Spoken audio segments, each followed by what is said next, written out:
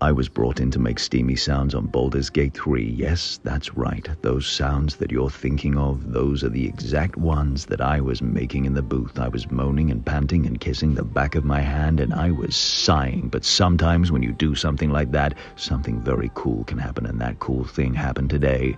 I received the Baldur's Gate 3 vinyl set, and it is a thing of beauty.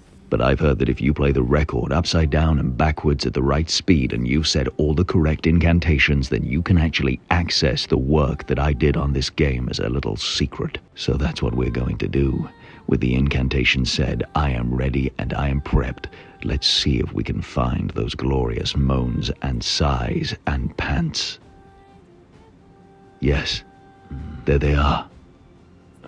All the work, all the effort. And here comes the high note. It was all worth it.